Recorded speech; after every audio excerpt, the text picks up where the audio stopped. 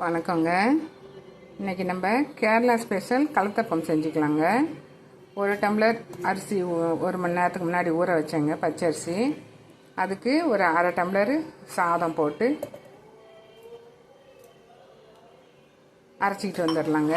நைஸாக அரைச்சிட்டு வந்துடலாம் தண்ணி ஊற்றி. மாவு நல்லா நைஸாக அரைச்சிட்டு வந்தாச்சுங்க. இதில் ஒரு 1/4 டீஸ்பூன் ஆப்பிள் சோடா மாவு, ஒரு ஸ்பூனு உப்பு, ஒரு 1/4 ஸ்பூனு ஏலக்காய் பொடி போட்டு நல்லா கலந்துடுறேன். வெல்லம் பாகு கொதிச்சிக்கிட்டு இருக்கு. அந்த சூட்டோடு அப்படியே எடுத்து இதில் ஊற்றிக்கலாங்க.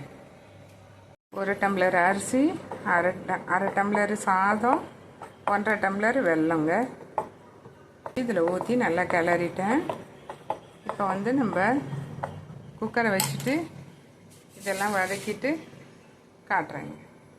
அடுப்பில் வச்சுட்டு நெய் 2 ஸ்பூன் ஊற்றிட்டு தேங்காய் போட்டு வறுத்துக்கலாங்க. நல்லா சிவப்பாக வறுபட்டுருச்சுங்க.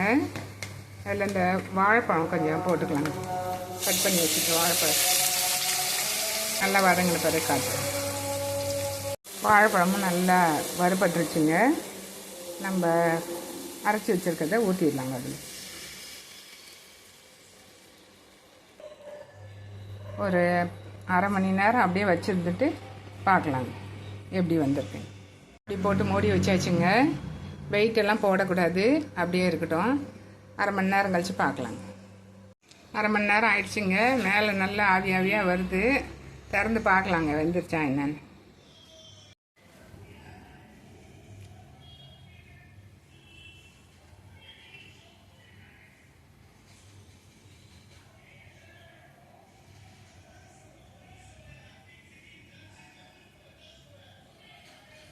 நல்லா வெந்த மாதிரி தான் இருக்குது. இருந்தாலும் கொஞ்சம் நேரம் வச்சிருந்து பார்க்கலாம். நல்லா வந்திருக்குதுங்க. கொஞ்சம் கரண்டியை வச்சு தான் சுற்றிலாம் எடுத்து விட்டேங்க.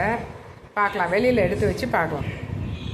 வந்திருக்குதுங்க, நல்லா வந்திருக்கு. கொஞ்சம் அடியில் தீஞ்சிடுச்சு.